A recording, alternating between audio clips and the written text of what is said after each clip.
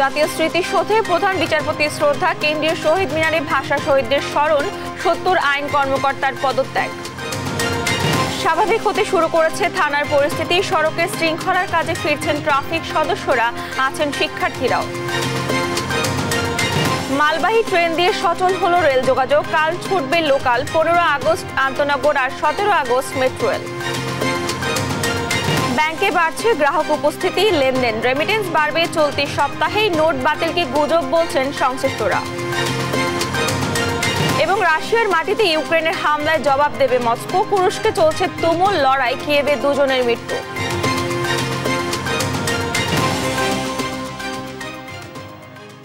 আমন্ত্রণ সংবাদ দুপুরে, দেখছেন শিরোনামগুলো, সঙ্গে আছি আমি ডানা ইসলাম। সাভারে জাতীয় স্মৃতিসৌধ ও কেন্দ্রীয় শহীদ মিনারে পুষ্পস্তবক অর্পণের মাধ্যমে মহান মুক্তিযুদ্ধের 20 শহীদ ও 1952 সালে ভাষা আন্দোলনের শহীদদের প্রতি শ্রদ্ধা জানিয়েছেন প্রধান বিচারপতি সৈয়দ রিফাত আহমেদ। পুষ্পস্তবক অর্পণ শেষে 1971 সালের মহান মুক্তিযুদ্ধের 20 শহীদদের স্মৃতির স্মরণে সেখানে কিছুক্ষণ নীরবে দাঁড়িয়ে থাকেন প্রধান বিচারপতি। পরে জাতীয় স্মৃতিসৌধের স্মারক বইয়ে সই করেন তিনি। এরপর তিনি যান কেন্দ্রীয় শহীদ মিনারে, স্মরণ করেন জাতির সূর্য সন্তান ভাষা শহীদদের।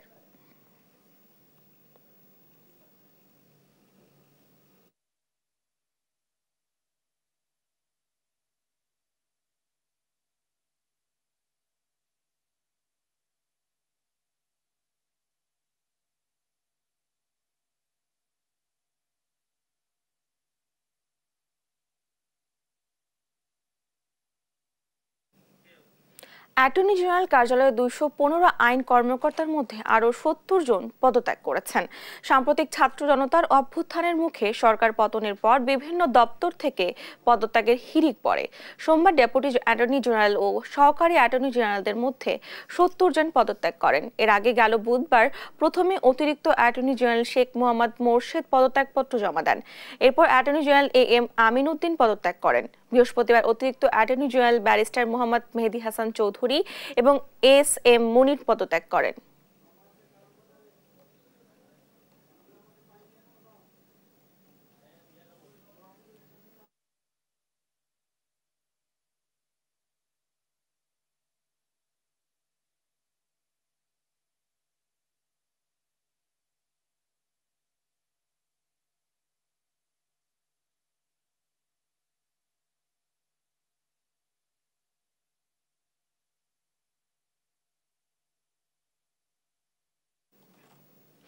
পরিস্থিতি স্বাভাবিক হওয়ার সাথে সাথেই থানাগুলোতে ফিরতে শুরু করেছে পুলিশ সদস্যরা।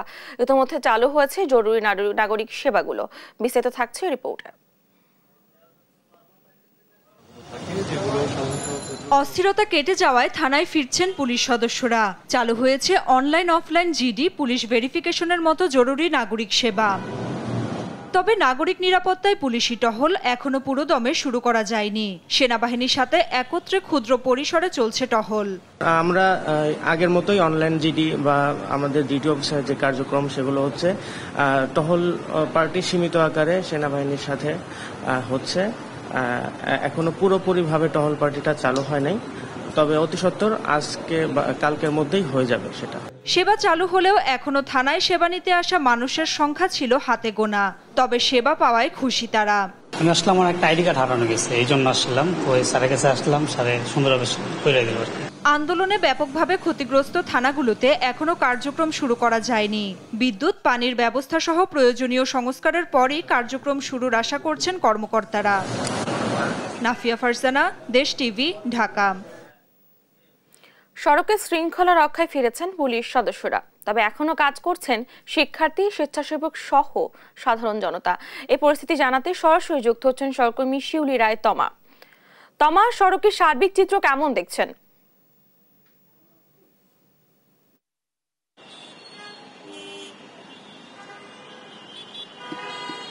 জি, আমি এই মুহূর্তে অবস্থান করছি কারণ বাজার মোড়ে।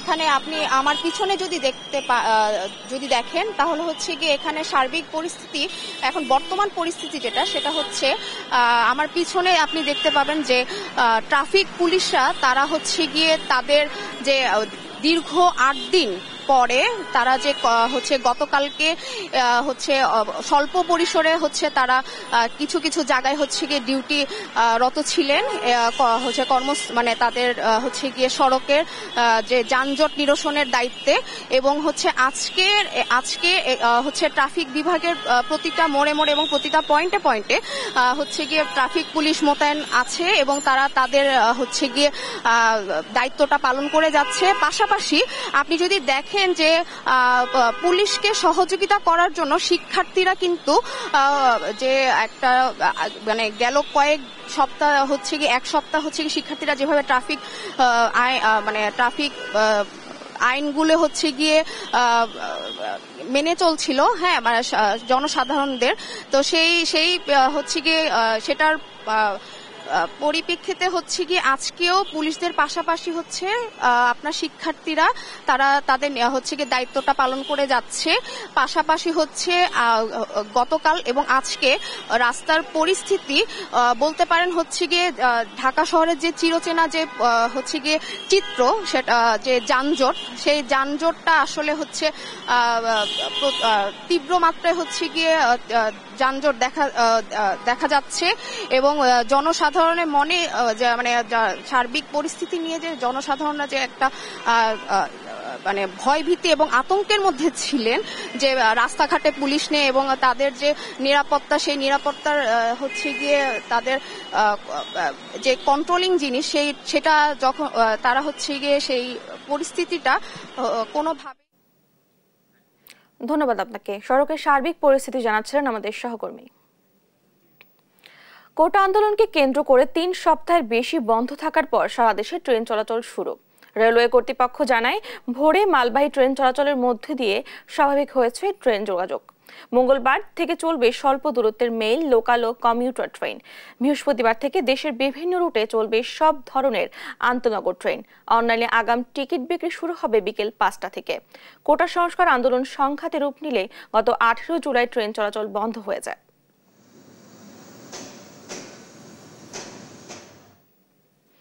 ব্যাংকে ধীরে ধীরে বাড়ছে গ্রাহক উপস্থিতি, লেনদেন হচ্ছে স্বাভাবিক।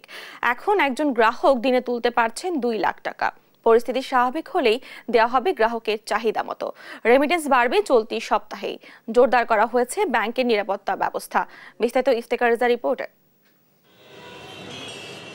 স্বাভাবিক লেনদেন প্রক্রিয়া চলছে মতিঝিলের ব্যাংকপাড়ায়। বরাবরের মতোই এসে টাকা জমা করছেন ও উত্তোলন করছেন সাধারণ গ্রাহক।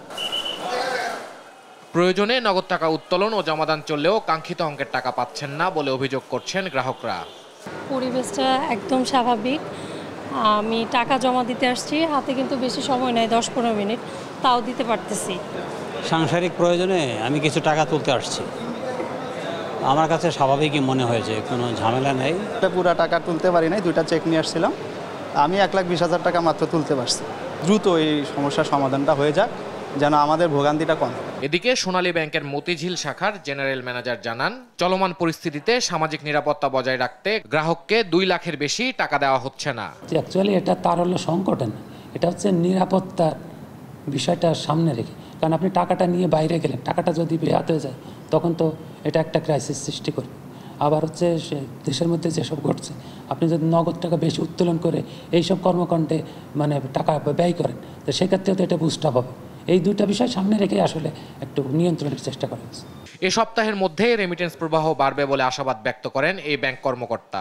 রেমিটেন্স আসলে মানে আমাদের তো লাস্ট মানে 2 সপ্তাহতে কম, মানে ফ্লোটা কম ছিল, তো আমরা আশা করছি এই সপ্তাহ থেকে বাড়বে।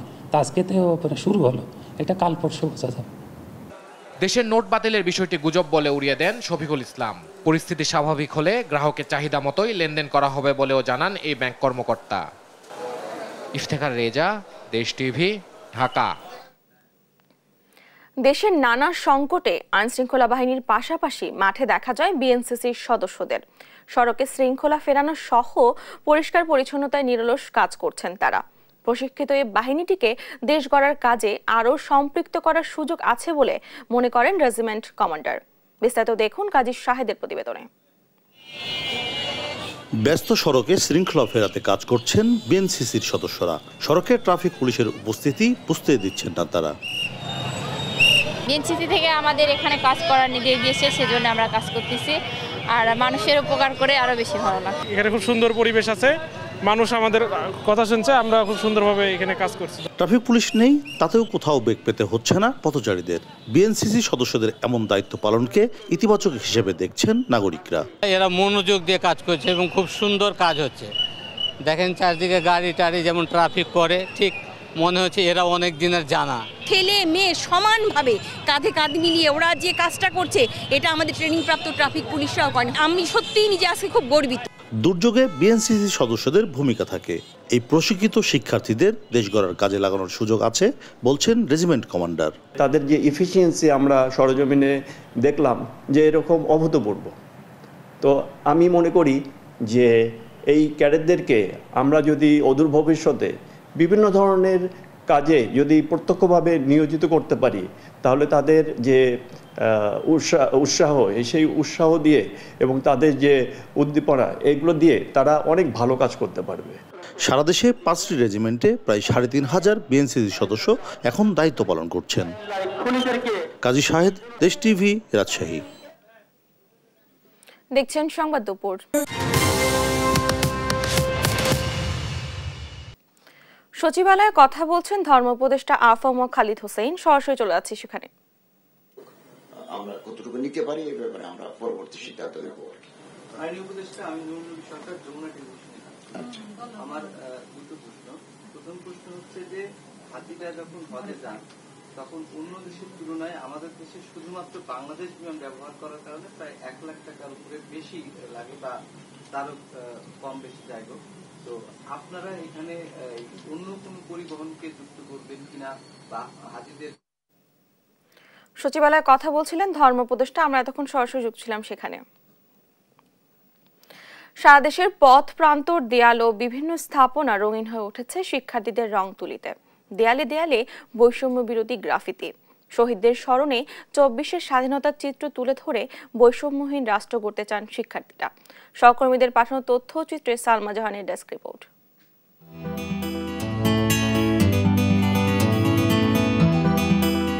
সারা দেশ রং তুলির আঁচড়ে ছেয়ে গেছে। দেয়ালে দেয়ালে ফুটে উঠেছে বিপ্লবের রং।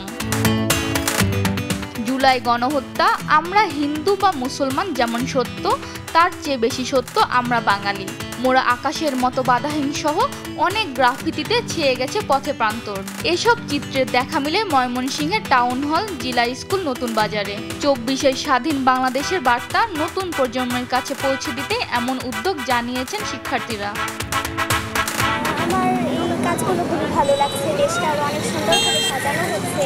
আর আমরা চাচ্ছি যে এর মাধ্যমে যারা ছোট বাচ্চা এবং যারা ছাত্র সমাজ এবং প্রবীণ যারা আছেন তারা আগ্রহী হবেন।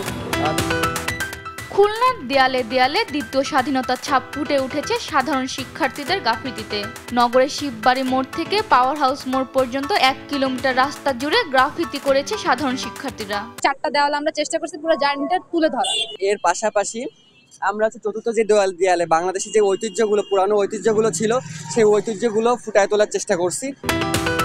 বৈষম্য বিরোধী শিক্ষার্থীদের রং তুলিতে বর্ণিল সাজে সেজেছে পাহাড়ি শহর খাগড়াছড়ি। এসব গ্রাফিতিতে বৈষম্য, স্বৈরাচার বিরোধী, গঠনতন্ত্র পুনর্গঠন, অসাম্প্রদায়িক বাংলাদেশ নির্মাণের বার্তা ফুটে উঠেছে। শিক্ষার্থীদের হাতের ছোঁয়ায় নতুন রূপে সাজছে কুষ্টিয়া।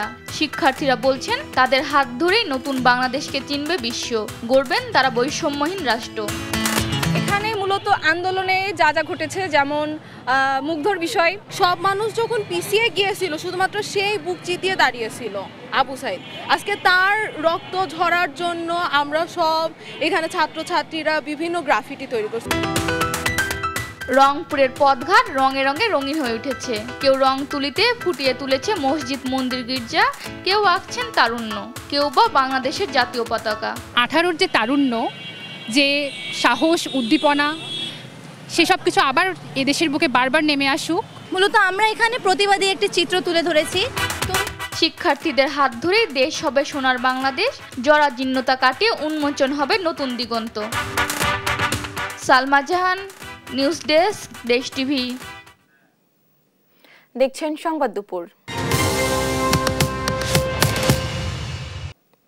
রাষ্ট্রীয় অতিথি ভবন যমুনায় সচিবদের নিয়ে বৈঠক করছেন প্রধান উপদেষ্টা ডক্টর মোহাম্মদ ইউনূস। সেখান থেকে সরাসরি যুক্ত হচ্ছেন সহকর্মী শামীমা আক্তার। শামীমা, বৈঠকের বিষয়ে কি জানা গেল, এ নিয়ে কি তথ্য রয়েছে আপনার কাছে?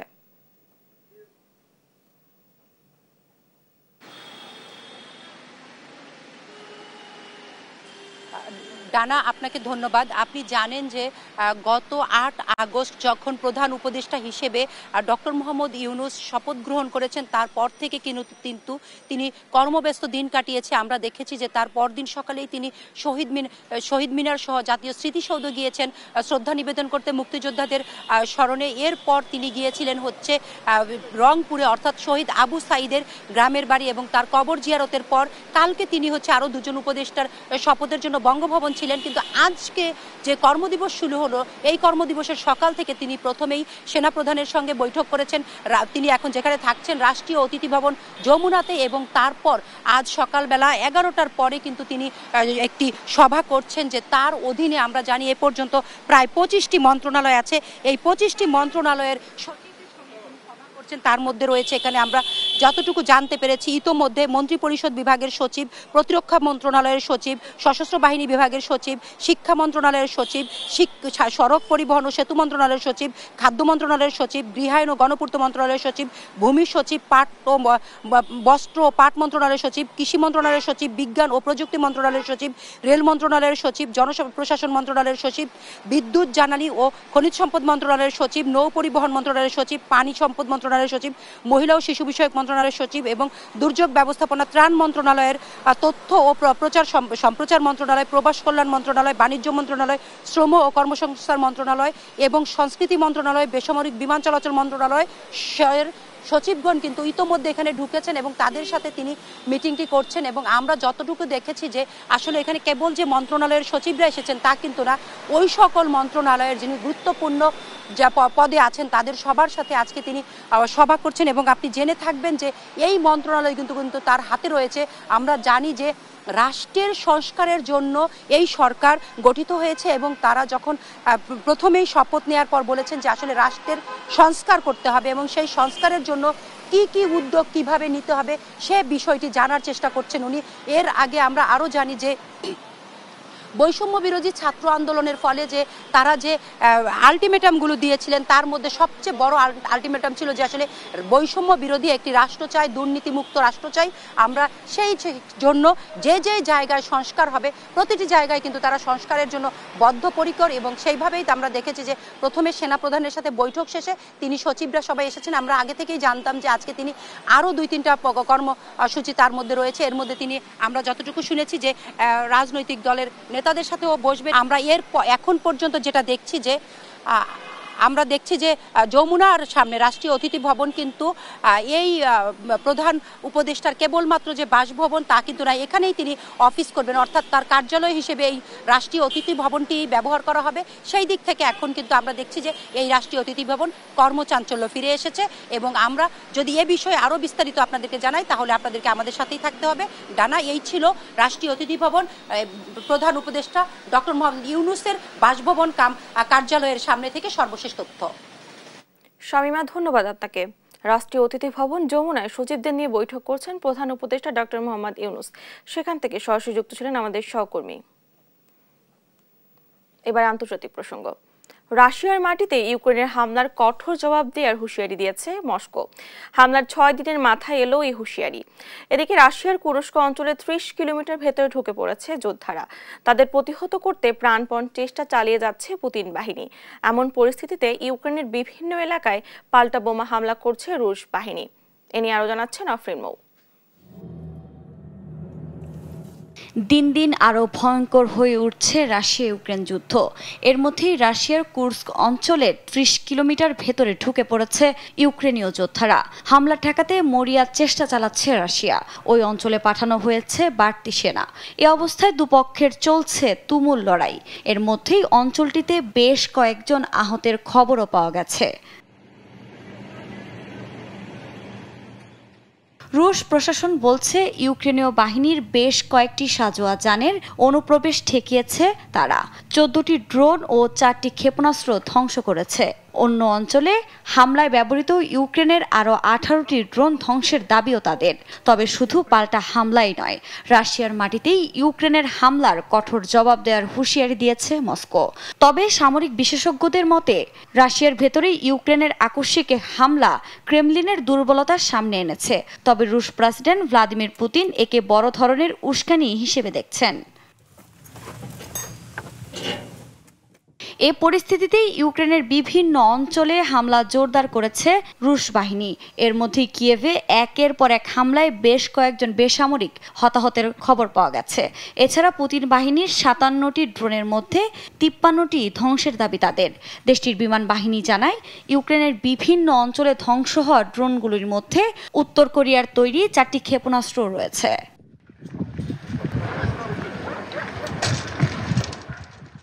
যুদ্ধক্ষেত্রে উত্তপ্ত এই পরিস্থিতির মধ্যে জাপোরিজিয়া পারমাণবিক বিদ্যুৎ কেন্দ্রে হামলার ঘটনা ঘটেছে। একাধিক ভিডিও ফুটেজে দেখা যায় বিদ্যুৎ কেন্দ্রের একটি কুলিং টাওয়ারের ভেতরে আগুন চলছে এবং কালো ধোঁয়ায় ছেয়ে গেছে চারপাশ। এই হামলার দায় এখনও স্বীকার করেনি কোনো পক্ষই, উল্টো চলছে দোষারোপ। এর মধ্যে যুদ্ধক্ষেত্রে ব্যবহারের জন্য ইরানের কাছ থেকে কয়েকশো ব্যালিস্টিক ক্ষেপণাস্ত্র নেবে রাশিয়া। ইউরোপীয় গোয়েন্দাদের বরাতে তথ্য জানিয়েছে আন্তর্জাতিক একাধিক গণমাধ্যম, যদিও সত্যতা নিশ্চিত করেনি কোনো পক্ষই। আফরিন মৌ, নিউজ ডেস্ক, দেশ টিভি। গাজা যুদ্ধের পুরোপুরি অবসান চান হামাসের নতুন প্রধান নেতা ইয়াহিয়া সিনওয়ার। একই সঙ্গে নতুন আরেক দফা আলোচনা না করে মার্কিন প্রেসিডেন্টের দেওয়া যুদ্ধবিরতির প্রস্তাব বাস্তবায়নে আশা জানান তিনি। এরই মধ্যে এখনও গাজায় যুদ্ধবিরতি সম্ভব বলে জানিয়েছেন মার্কিন প্রেসিডেন্ট জো বাইডেন। এদিকে যুদ্ধবিরতির আলোচনার মধ্যেও উপত্যকা জুড়ে চলছে তাণ্ডব। একদিনে ইসরায়েলি আগ্রাসনে অন্তত 22 ফিলিস্তিনির মৃত্যু হয়েছে। এ নিয়ে আরো জানাচ্ছেন আফরিন মৌ। চোখের পলকেই আঘাত হানছে একের পর এক রকেট। রাস্তায় ছড়িয়ে ছিটিয়ে পড়ে আছে মরদেহ। এ দৃশ্য গাজার প্রতিদিনের ঘটনা। উপত্যকার এমন কোনো জায়গা নেই যেখানে পড়েনি ইসরায়েলি বাহিনীর হিংস্র থাবা। রোববারও খান ইউনিস, গাজা সিটি সহ বিভিন্ন অঞ্চলে তাণ্ডব চালিয়েছে আইডিএফ। এতে প্রাণ হারিয়েছে বহু ফিলিস্তিনি। এর মাঝেই যুদ্ধ শুরুর পর তৃতীয়বারের মতো খান ইউনিস খালি করার নির্দেশ দিয়েছে ইসরায়েল। এতে নতুন করে অন্তত ৭৫,০০০ মানুষ বাস্তুচ্যুত হয়েছেন। খাবার ও পানির সংকটে দিন কাটাচ্ছেন তারা। এ পরিস্থিতিতেই এক প্রতিবেদন প্রকাশ করেছে ফিলিস্তিনি কেন্দ্রীয় পরিসংখ্যান ব্যুরো, যেখানে দেখা যায় গেল 10 মাসের যুদ্ধে ইসরায়েলি বাহিনীর হামলায় উপত্যকার মোট বাসিন্দার ১.৮% মানুষই প্রাণ হারিয়েছেন। তবে এদের মধ্যে বেশিরভাগের বয়সই 30-এর নিচে। এছাড়া এখনও নিখোঁজ বহু মানুষ। উপত্যকার মানবিক এ পরিস্থিতির মধ্যে যুদ্ধবিরতিতে সম্মত হয়েছে হামাসের নতুন প্রধান নেতা ইয়াহিয়া সিনওয়ার। এর মধ্যে নিজেদের ইচ্ছার কথা মধ্যস্থতাকারী দেশগুলোকে জানিয়েছে তারা। তবে নতুন প্রস্তাব বা আলোচনা নয়। মার্কিন প্রেসিডেন্টের দেয়া যুদ্ধবিরতির প্রস্তাব বাস্তবায়নে আশা ব্যক্ত করেছেন তিনি। যদিও এ নিয়ে এখনও ইসরায়েল কিছুই জানায়নি, তবে আলোচনার জন্য সম্মত তারা। যুদ্ধবিরতির এ চুক্তি নিয়ে মুখ খুলেছেন মার্কিন প্রেসিডেন্ট জো বাইডেনও। সিবিএস নিউজকে দেয়া এক সাক্ষাৎকারে বলেন, তিনি বিশ্বাস করেন তিনি প্রেসিডেন্ট থাকা অবস্থায় গাজায় যুদ্ধ বন্ধ হবে। এর জন্য কাজ করার কথাও জানান তিনি। আফরিন মৌ, নিউজ ডেস্ক, দেশ টিভি। দেখছেন সংবাদ দুপুর।